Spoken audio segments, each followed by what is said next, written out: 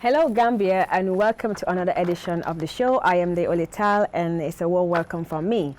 In the studio with me today I have a very important person. I'm sure he needs no introduction, but then I have Mr. Commissioner Mustafa Ka with me, who is with the TRC as a youth commissioner. We're going to go for a short break. When we come back, we'll get to Mr. Ka and we'll have a very productive chat with him. Don't go anywhere. Stay tuned. Thank you.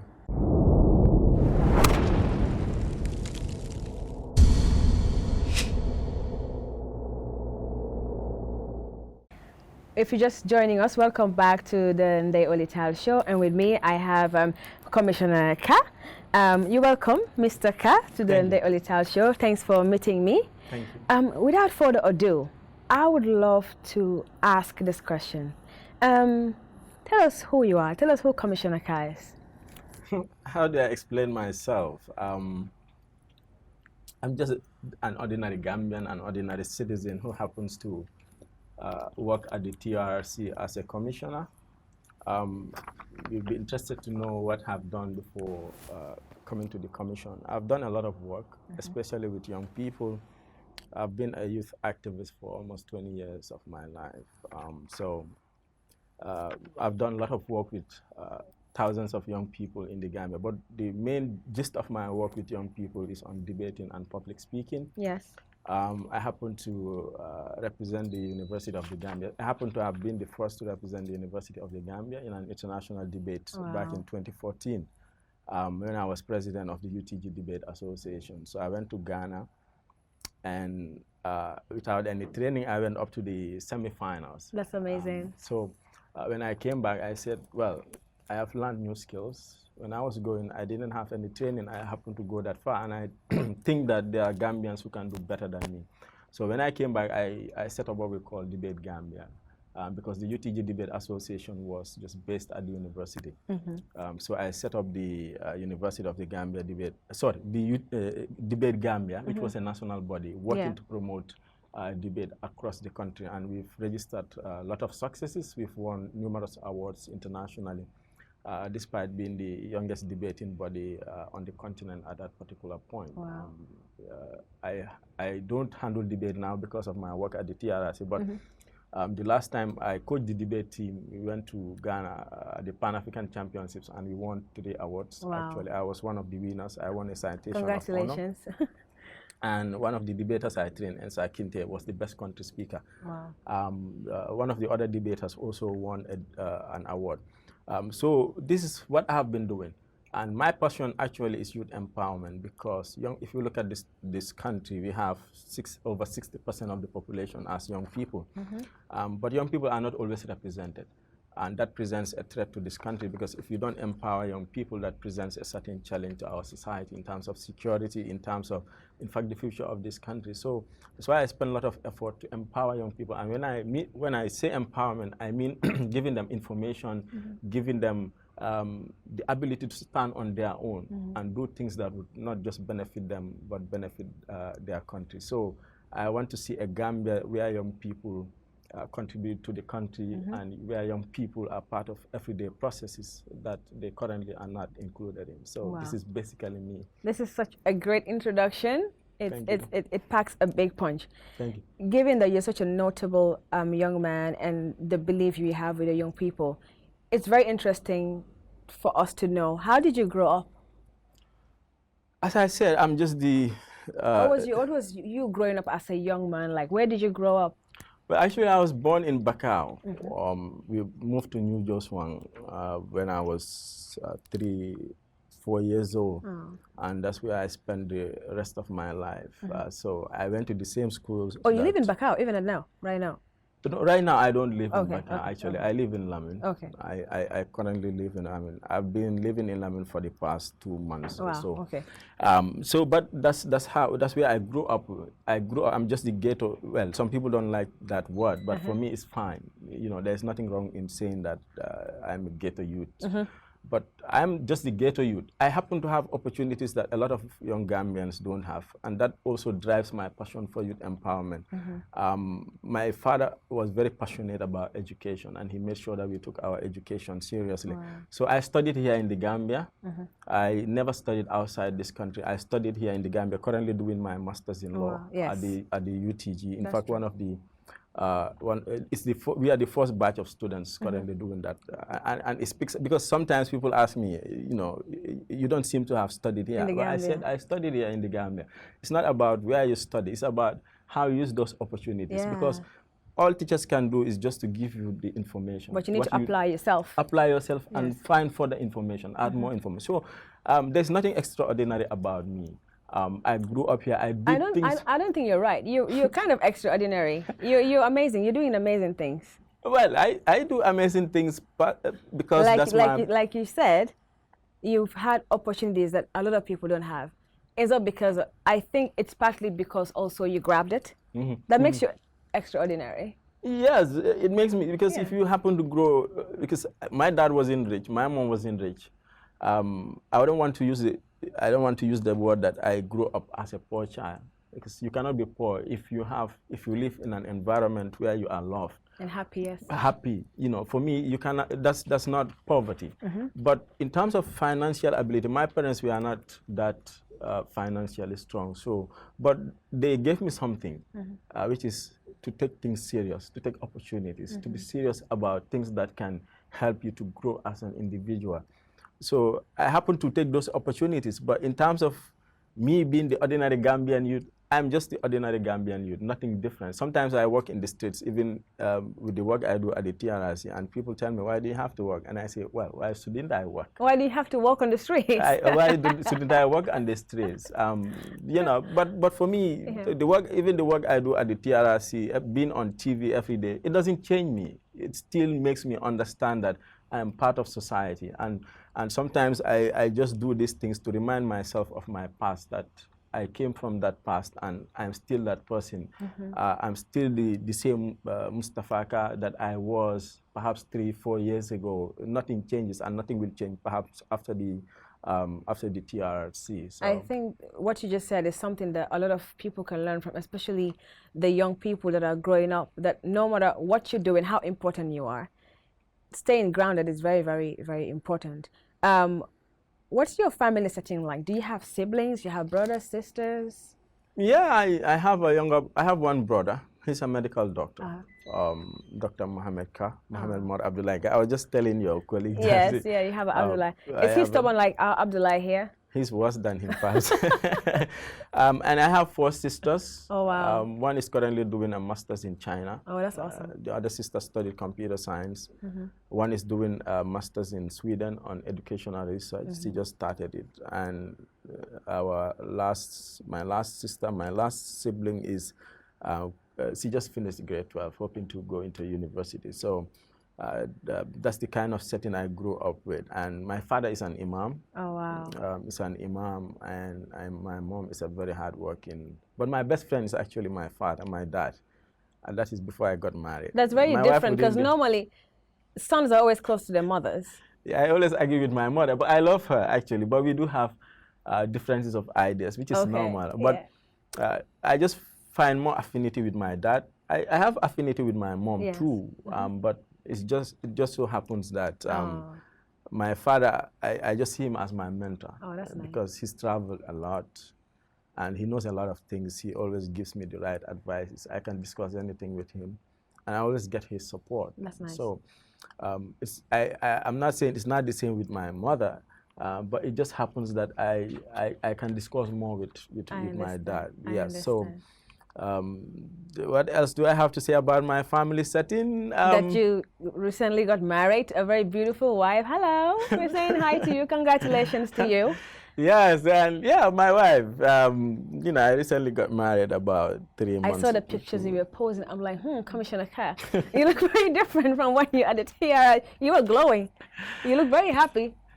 I get a lot of that. There are a lot of people who tell me, like, I have a serious face when I sit at the TRC. Yes. perhaps that is because of the issues that we discussed. These are serious national issues. You called for that. People who know me know that I am very humorous. I laugh a lot. I joke a lot, and and that's the surprising thing. I go out to certain gatherings, and people see me laughing and joking, and they're like, "You're not the commissioner." I'm not gonna lie. You have a very serious face. Serious? Yes, we're gonna. Even here? You're smiling a lot. But when I first met you, I was like, oh my God, he looks very serious. But I'm very comfortable now. On that note, we're gonna go for a short break. When we come back, we're gonna chat some more. It's so much fun already. I know you guys are loving this Mustafa you're saying, not the strict one on the TRRC. Don't go anywhere. Come on.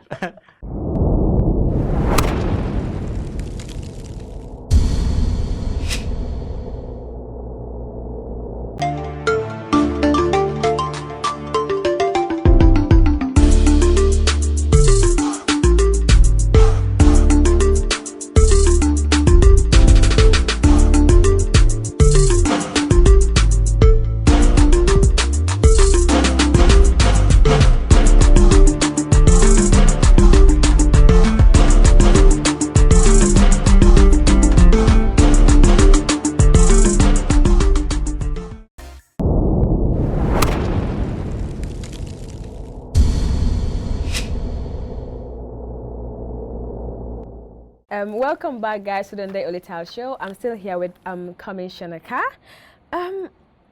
There's something I think on everybody's lips, every Gambian's lip in the Gambia and outside of the Gambia, that I would love for you to just kind of clarify or discuss with me.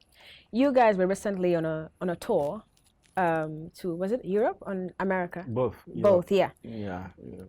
A lot of people don't see the significance of you guys traveling, because people are like, they just go on a break, Tuki, traveling, posting pictures, using the TRRC's money to do this kind of things when it's supposed to be for the victims and stuff. Is this what it was? Because I personally think there's more to it. You wouldn't just get up and go and travel the world for nothing. There must be, what was the use for it? No, I mean, I think for me, one thing I always say when I go to any program or any social engagement, we get a lot of interest about our work. And sometimes the interest is positive, sometimes it's not so positive, in the sense that there are a lot of criticisms, sometimes rightly, sometimes not rightly. But my belief is always that information is power. Perhaps those issues that you raised had to do with the fact that our communication didn't reach the right audience. Right. Or so. But in terms of the issues that they raised, I think there was a lot of it that was not correct in certain regards. Because first and foremost, the money was not from the TRRC. Right. The money was the whole trip, the 2 trips, we call it the diaspora engagement, and later I'll come to the rationalization of the trip. But it was sponsored solely by the United Nations Development Program. Really? Yes, so the UNDP. So not a dime of government or the TRRC went into that. Okay. And the argument that I often make is that instead of going for that tour, we should have spent the money on the victims. Yes. And there's another problem to that argument too, because the UN has a no reparations policy, a zero reparations policy, meaning reparations should come from the government. So when we talk about reparations, we just mean compensating the victims. Compensation could be in any form. But UN doesn't spend its money on compensating victims, whether it's this TRRC or anywhere else in the world. So that cannot be right. So actually, the trip was part of the UN's work plan. They had it in mind, and initially, in fact, when they came and presented it to the commission, we said no. Later, we had discussions and we rationalized, and we said, well, it would bring some benefits to the commission. But already we do a lot of work internally. We reach a lot of communities. I currently work with the Youth and Children's Network Unit on the Never Again campaign, and we've spoken to thousands of young people, perhaps 30,000 young people on the Never Again campaign. We teach them about human rights and all that. But internationally, we've not had much engagement. Okay. And so if you look at the Gambian diaspora, it's very big. I mean, some statistics say it's about 100,000 Wow. And they have a lot of impact, not just economically. And influence. But they were part of the change that happened in this country in 2016. Right. They sponsored some of the campaigns, they put a lot of effort, a lot of energy to see that there is that change. But so therefore you cannot isolate that constituency because it's an important part of the work that we do as a commission. So the diaspora engagement was meant to put them, because there are a lot of misconceptions about what we do, not only nationally but internationally. I can assure you, in fact, when we went on the outreach programs, there are a lot of people who raised these issues. Why didn't you spend this money on the victims? And we explained some of the reasons which I've already done in this very show. Yes. So, but at the end of the day, people appreciated the fact that we went. In all the places that we went. In fact, there were instances where people didn't want to come. I know certain individuals who didn't want to come. I had their personal friends. I called them and I said, we have this, we are here in Seattle. For instance, when we went to Seattle, and they said they are not coming. And I said, well, just come. Why don't you come and hear us before you judge us? Right. And when they went, they had the discussions, and they were convinced at the end of the day, we shared so much information that would not have been possible if we didn't go. Right. And some people say that we should have used video links. For instance, there are people who say that. And already, if you look at what happens in the commission, sometimes we have a lot of these difficulties, a lot of these challenges. Yes, you in do. fact, having these connections. But also that sometimes it takes away the human effect. Like, if you could look at, for instance, you look at me on TV and you say, I don't smile. Yes. But here you see the other side of me. You know, these are all important in the work we do. You cannot underestimate these things. So at the end of the day, people were very happy that we went out. We got a lot of invitations. In fact, this watch I'm wearing was given to me by somebody in Seattle, by one of the Gambians who appreciates the work we are doing. But also we raised a lot of funds for the victim support fund that we have established. So it was very successful. And I don't think the UN would have spent that money on the trip if they didn't think that it was a rational trip. It was something that was worth going for. Yeah, so far, since you've been back from the trip, what change have you made using that trip to impact? Obviously, the fund that you're talking about, is it something that is going to be used right now, or is it going to be used later? I cannot say whether it will be used right now or whether it will be used later, but it would be used. Yeah, it would be beneficial. Beneficial to the victims. Right. But the most important thing is that we didn't just go there to give lectures. We went there to hear people's concerns.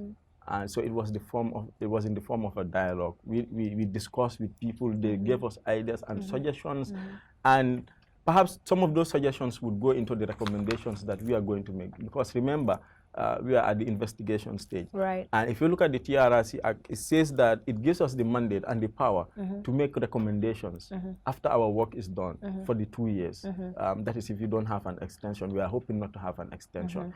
But if we are able to finish our work, we are going to have recommendations. Some of the brilliant ideas that came from the diaspora are perhaps going to toward the recommendations. But also sometimes it's good to hear feedback about your work. There are certain feedbacks that feedback is important. That we got from the diaspora community that we are going to obviously incorporate, or some of which we have already started incorporating.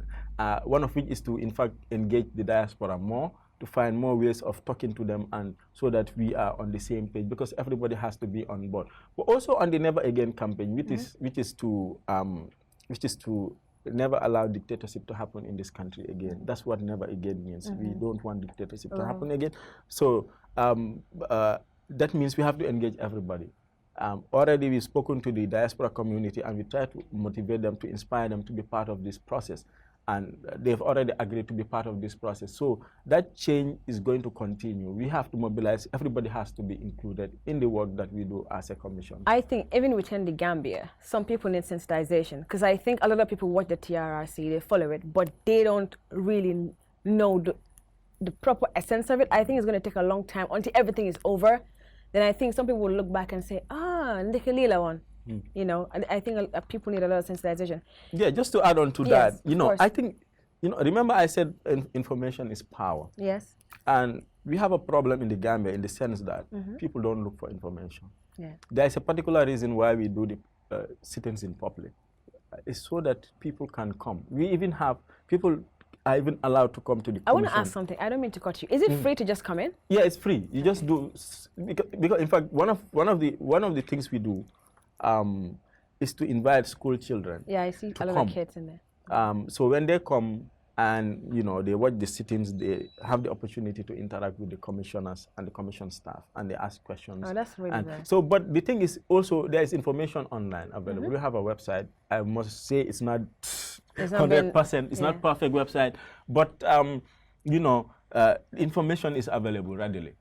And so I think people need to do a lot of work because, it's not possible. We do a lot of work trying to reach people. But if you look at the commission, we have about 100 staff. So it's not possible to 100 staff? About 100 staff. Wow. So we have 11 commissioners, we have about 35 investigators. So we have reconciliation, women's unit. That's the whole country. No, it's not. I mean, it's not much. If you compare the gravity of the work that we have to do, and if you compare, for instance, our commission to other countries around the world and even within Africa, it's really small. Okay. So, but what I was just saying is that it's not possible for few of us to be able to reach everybody. So we do our best. As I said, we've been able, since we started work up to now, we've been going to schools, talking to religious leaders, talking to a lot of people. So we've been able to talk to over 30,000 young people within the school system. That doesn't include the other town halls that we've done, and the radio programs, the TV programs, and even programs like this that we do. So, but it's not going to be possible. But at the end of the day, we have an open door policy, and people, when they have questions, they should be able to come and ask, like you do right now. You're asking and you're getting clarifications, like we did during the diaspora engagement. Unfortunately, sometimes I think people are just comfortable with little information, and they just... But that's why there's so much speculation. There's so much speculation. And for me, it speaks well about the interest people have about our work.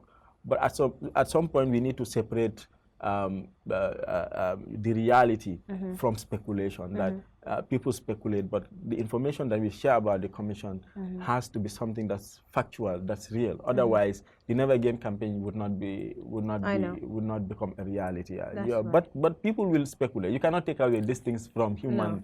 Absolutely people are just like that. They will speculate. Some will speak based on facts. Some will speak based on things they have in their own heads. But we'll try our best. We continue doing our best to engage people. You absolutely are. Before we go on a break, I just want to ask something that I think I should have asked before I asked this, but it's flowing, and I like that. It's very natural. How did you come about to be a commissioner in the TRRC? Yes. If you look at the TRRC Act, it says that there have to be 11 commissioners. Right. And it specifies where these 11 commissioners have to come from. So it says, for instance, that the regions, all the regions in the country, have to have representatives. In addition to that, the Youth Council, the National Youth Council should nominate, civil society should nominate, Victim Center should nominate. So that is how the process. The Islamic Council, the Christian Council, should also nominate. And this TRRC, I should say, came through a national consultative process, meaning before the TRRC was established, nationwide consultations were done in all parts of the country. And that is how they came up.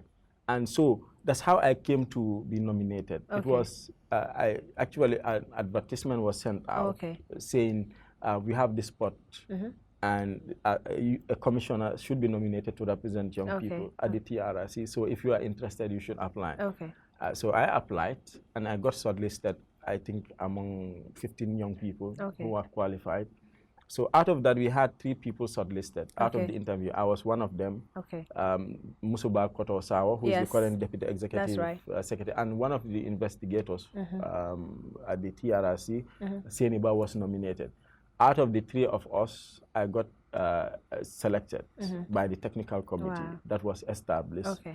They look into various things, your portfolio, how close you are to young people. So as I've told you, I've been working with young people for close to 20 years. Perhaps that made me stand out. So the other lady, Musuba Koto-Sao, got... She's an amazing young woman, by the way. Yes, she got appointed as the Deputy Executive Secretary. So the other one is currently working with the TRRC investigations unit. So that's how I came to Congratulations to all of you. We're also very proud of you. We're going to go for a short break. When we come back, we'll continue this discussion. Don't go anywhere.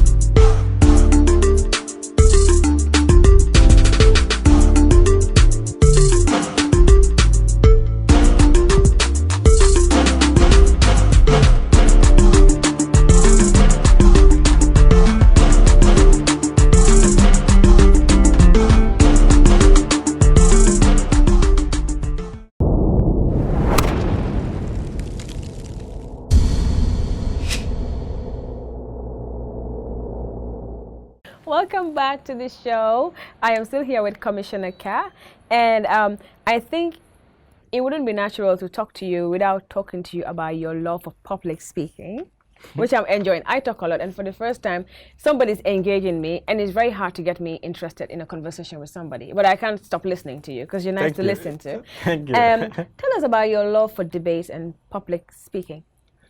Yeah, you know, I used to be a very shy kid in school, and when I say that now, people will be like, how is that even possible? But, you know, I'm still shy, and people don't still see that. Sometimes I tell people, well, Damaderus, and they're like, no, it's not possible. How is that even true? Yeah.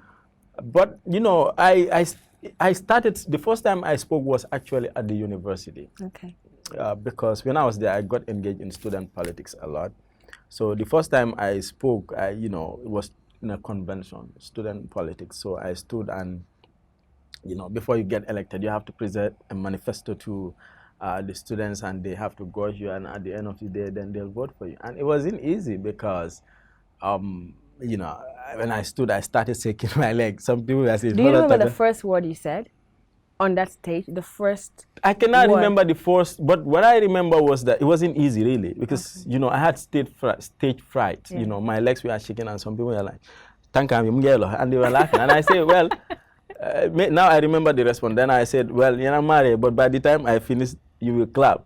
And then that was, they clapped. Then they started clapping, and that's and they never stopped clapping because yeah, you're still been clapped for, yeah. Obviously. But since then, it has grown. And as I said, a lot of what you do in life is based on opportunities that you have, or things that, but, you know, from a young age, I used to listen to great speakers. For instance, Martin Luther King.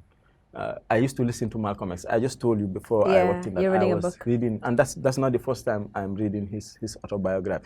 But I used to listen to all these people, and one thing I realized was that, you know, their words change societies, change lives. There are millions and thousands. For instance, a lot of them are dead. And dictated the future, even. Yeah, I mean, dictated the future. Malcolm X is dead, Martin Luther is dead, but they've decided what happens. And for instance, one of the things that Martin Luther King said was, one of his most known speeches was, "I have a dream" speech. I love that speech. It's one of my favorite speeches.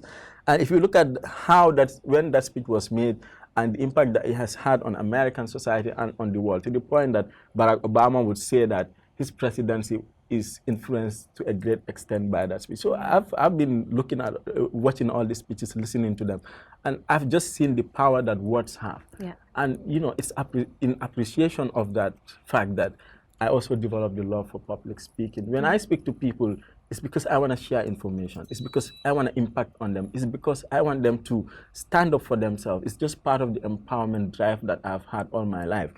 So this is one of the reasons that I stood up. And I can assure you that most of the things that I've done in my life, the opportunities that I have had, the impact, are all things that are based on my public. I'm not saying I'm a great public speaker. I still work hard to develop my skills, my talents. But from that day on that I stood as a candidate at the university to the present. In fact, I stood as a National Assembly contestant back in 2017. A lot of people would not know this fact, and I did very well. Actually, I came out. You came? Did you? Yeah, you came. You had about 20% of the votes. 20% of the votes, and it was surprising to a lot of people. I know. And one of the reasons I did that well, because I stood as an independent candidate. That's a lot, actually. That's a lot of percentage. You know, standing as an independent candidate, knowing the type of voting system that we have, because people mostly vote either based on party system or things like that. Or popularity, knowing popularity. But one of the reasons I did so well was my public speaking skills. You know, my debating experience helped me a lot to be able to communicate my message to the public. I remember when we were supposed to have 4 debates. So we just had 2 debates, and in all those debates, I beat my opponents outstandingly. Wow. You know, so they would just refuse to come for the rest of the debate. So whenever I went to the radio and I would speak, and people would just tell me, "Well, you're just so good at talking." You know, even a lot of people who initially wouldn't support me came to support me. Even my opponents would agree that, you know, in terms of being able to express ourselves, I was better than them. So you can see how that is helping. You know, and I always tell Gambian students, or Gambians, that there are 2 things that you cannot run away from. If you want to be successful in this life, if you want to stand out among the crowd, one is writing. You have to be a good writer. Yes. The other thing is you have to be able to communicate. You have to be able to speak. Yes. You know.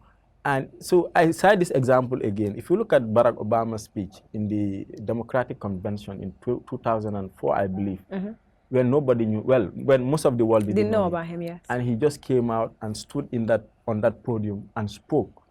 And after he spoke, everybody started saying, well, that's a future American president. Yeah. So you could see the impact of communication, the impact of public speaking. So our society has to embrace this more. And I've worked with a lot of young people. I've trained a lot of young people who never thought they would be public speakers, who never thought they would be debaters. And I can see the changes that they've had in their lives. A lot of them are, are doing very well in life.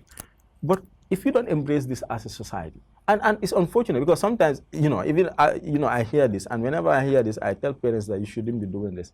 A child starts talking, or a child talks a lot, and then you say, "Kida, yo, danga bariwa, no." Yeah, I know. Sometimes these things damage. It does. The morally, it does. Yeah, it damages the confidence of a child. But you can encourage that kind of child, encourage them to speak more, train them, and society would be better for it. So I have a lot of respect for people who are able to express themselves. And every day I wake up, I must watch a video of a great speech. Oh, that's lovely. One speech I haven't watched before, or I must read one speech I haven't read before. So it's all about information. It's all about building society. It's all about transforming yourself and transforming the society that you live in. And there is no better way to do that than public speaking. I believe in what you said because in an interview you did with Foroya, I think, some time ago, you actually said in your own words that the Gambia education curriculum should include debate and public speaking. How important do you think this is? As I said, it's very important. I happen to have come from a university. I did all my education here. And one of the problems that I have found in our education system is that we don't train the students to speak. And you see that even at the university level, it happens. Certain students will do very well, have very good grades, but put that student in an interview platform. Interview that student about the things that he's learned, the A's he's had. He will not be even able to express himself. But as I say, if you cannot express yourself, how do you even get a job? I went through an interview process before I got nominated, selected as a youth commissioner. If my interview skills were not good, I perhaps wouldn't be a TRSA commissioner today. So, but that's the problem that we are facing. So this should start young, I think. Yeah, it should start young. But unfortunately, we just emphasize on A's, on grades. Yeah. A student goes to school, comes home, perhaps fail a lot of courses, but you don't look at why the student is failing those courses. Perhaps that's not what the student is good at. Perhaps that student could do better if you take him to learn a skills. Yeah. Or perhaps that student would do better if you engage him more and teach him the art of public speaking. Because, in fact, one of the debaters I trained said this the other time. He said, he used to be a weak student. And not, when I say weak, not academically, actually in grades. But he used to be weak because he used to get good grades, but his writing skills were not good. He was not able to express himself generally. Right. But when he started debating, when he started public speaking, these things changed. Because of his love for public speaking, because he was engaged in public speaking, he was able to transform himself into somebody who wasn't good at expressing himself, into somebody who was good at expressing himself, expressing his thoughts, and even help him have better grades. So we should start that because a lot of talent is going wasted in our education system because we are not emphasizing on public speaking. We are not emphasizing on things like drama in schools, on public speaking, on debating. And it's good because debating, I should say, is not just about speaking. It's about listening. Yes. When you talk, you have to listen taking criticism. Taking criticism, which is very difficult for anybody. Some could be, some that are very even constructive. What you're saying right now is very important because for me, anybody who knows me know that I work in the world of fashion and beauty, and I've won 3 titles for Gambia. Congratulations. Thank you. I'm so old now. That was like years ago. Yeah. But one thing that never used to understand. I come from a background where creativity and education is very important from a very young age. That's how I am raised. But I've been on world stage of beauty pageants and stuff, and you see beautiful women, really, really beautiful. Beautiful dress, beautiful makeup, beautiful shape, epitome of, a beautiful woman, yeah? Stand in the world stage do all the things that a beauty queen should do, nail everything, up till the last part where you stand there to express yourself and ask the questions, and you can't. Yeah. Then it tells you that speaking, the judges communicate with you through the way you look. That's how you present yourself. But the words that you say and how you express yourself as a human, it takes most of the points. So this is, I think, universal. This is kind of universal everywhere. Yeah, in fact, one of the things we've done last year is to, in fact, work with some of the beauty, the organizers of the beauty, with some of the beauty parties. For instance, Miss Smiling Coast. Yeah, it's a problem. We trained them on debating, on public speaking, and it was insufficient because it was just for a few days. But this is just to appreciate the point that you are trying to bring on board, that, you know, wherever field you find yourself in, you have to have those basic skills, the ability to communicate, you know. Because the girls go, they travel, represent Gambia. But when they come back, I follow the things they do consult with me. When I ask, question bin malajon, I didn't understand it. You panic and they drop us. It always happens. It always happens. I will have a question now to ask you before I go on my last segment. Do you think people are natural born expressors of words? You know, there's no yes or no answer to that. There are people who are born speakers, great speakers. I think it can be genetic. It can be, well, a lot of it still has to undergo certain development. There are some, like what I have realized, in fact, my years, sometimes it's just that it's not even that you can't speak. It's just that you haven't had the platform. And the first thing I do as a debate coach is to create the platform. Later, the skills would come when you do it more often. That's part of the training. But the first thing, and there was a time, because the debate system we use, let me just use this example. The debate system we use is where the British parliamentary system, where you are given the topics 15 minutes before time. You know, imagine doing that for the first time without any training. And people stand and they find it difficult to express them. But we start training them, and you even realize that within 2 weeks, they would speak even for more than the 7 minutes they should speak for. Sometimes you have to stop them because it's competition. But so just to say that there are some who would be born, who would have the natural skills, the natural talent. From a young age, they stand and they speak, and you are like, well, he has it. He's born to be a speaker. But there are some who are shy. There are some who don't have it, and they have to work. You know, they have to work on themselves. They have to be given the training. And surprisingly, sometimes they even become better speakers than the natural born speakers. Sometimes you just stand up and you speak and you are like, well, I never knew I had these skills. That's me now. But creating the platform is essential, as I do in my debates. I just create the platform and I tell you, express yourself however you want to at the beginning. And when they master that, then they can have the skills to be able to do better later in life. So it's not a yes or no answer. Some people would be born, and depending on what you mean by being born as a great speaker, because it depends too, who is born as a great speaker. What does that mean really? But these are all things that are important, and it's a work in progress. You are never perfect as a public speaker. You keep improving yourself, you keep reading, you keep digesting more information. You know, that's because what you don't have, you cannot give to. If you don't have the information, you cannot transfer that information to others. So the first part is, and I always say one thing, because I like to talk about the problems that we have in our society. One of the problems that we have is that people don't read in this country, really. You know, I get to do a lot of trainings within schools, outside schools, to organizations, to individuals. And whenever I'm invited to training, the first question I ask is, who has read the newspapers yesterday?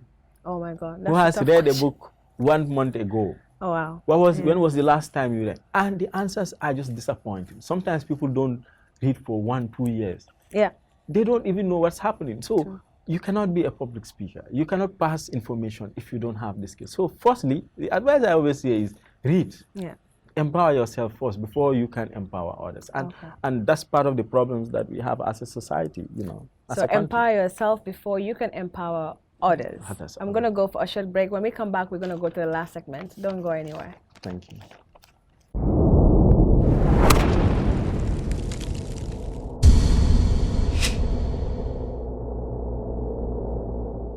Welcome back to the show. I'm still here with Commissioner Ka. I'm sure you guys are loving this interview. I am. You know, I'm learning so much. Are you enjoying yourself as well? I enjoy myself when I express myself. That's good. So I am on this part of my show where we get to let loose and just relax and take a deep breath. Okay.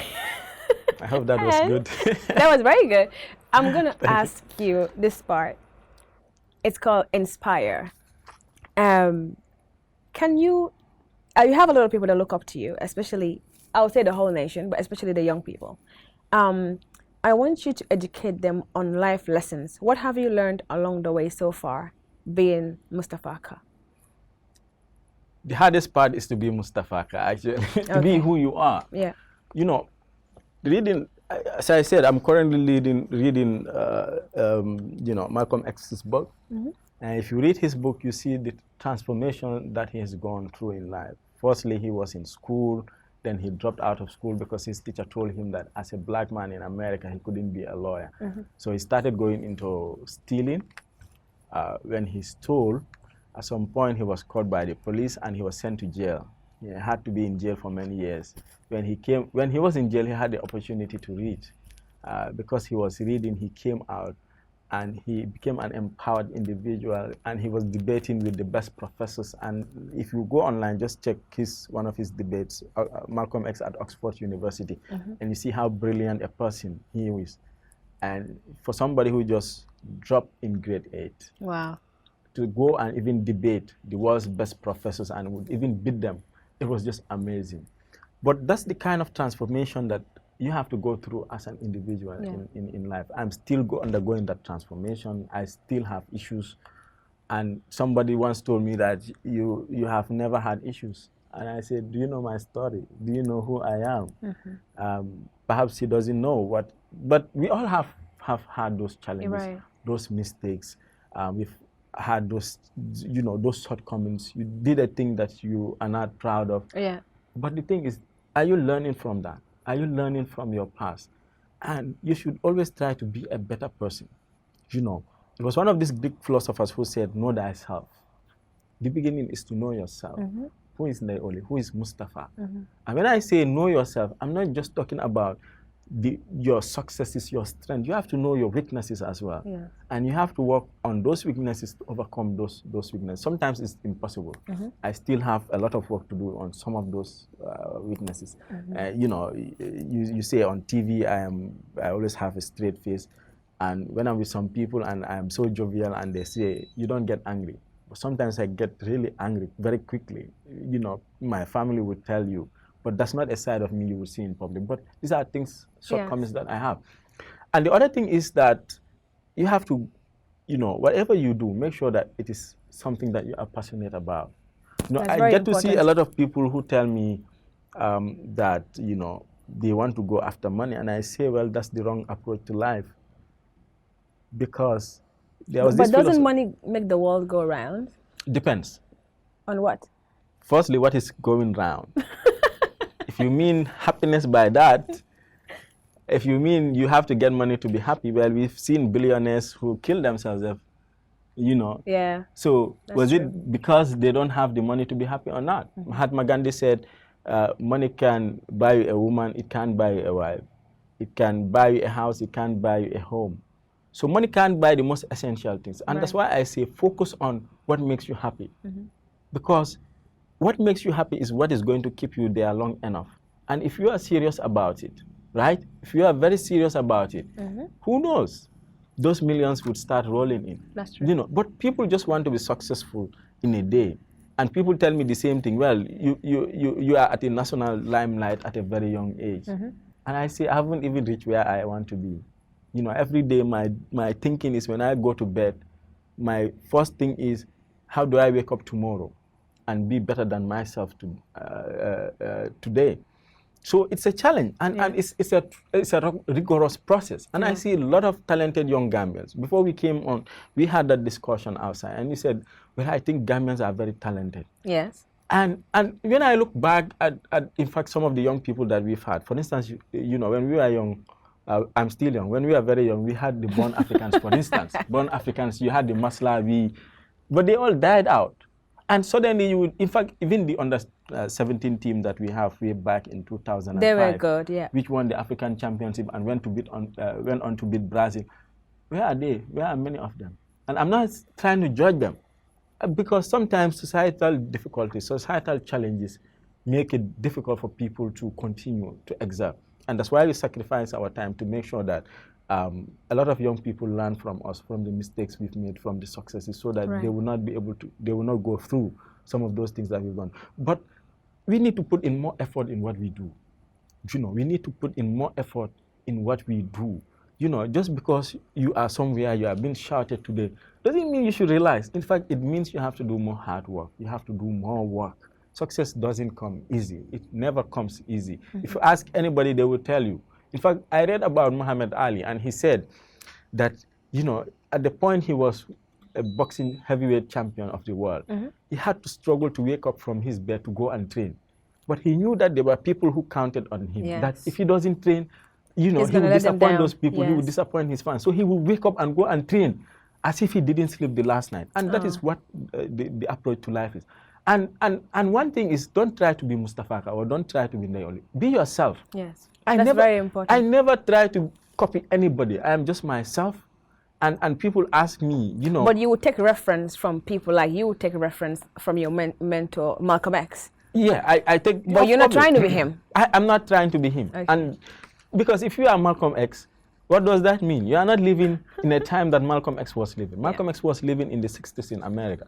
The circumstances in Gambia are such that that's not possible. The situation, the environment I find myself in, it's not possible. So if I want to be Malcolm X, I am failing myself. But there are positive things about Malcolm X that I can incorporate in my life. That's true. There are positive things about Barack Obama. There are positive things about Ndey Oley that I have to incorporate in my life. And that is going to help me to become a better person. And this is what life is all about. It's just the hard work. Put in the effort, put in the energy. Do more work, you know, and just love yourself and be happy. Do what makes you happy. You know, at the end of the day, the road is very long. Yes. And if you do something that makes you happy, you're going to stay long enough there to witness the successes that are going to come. I believe that. Yeah. This has been so amazing. Before you go, you were here, obviously, sitting with me, chatting. I want you to leave a mark, because you were here. I've enjoyed the chat. I'm sure a lot of people know you a bit more.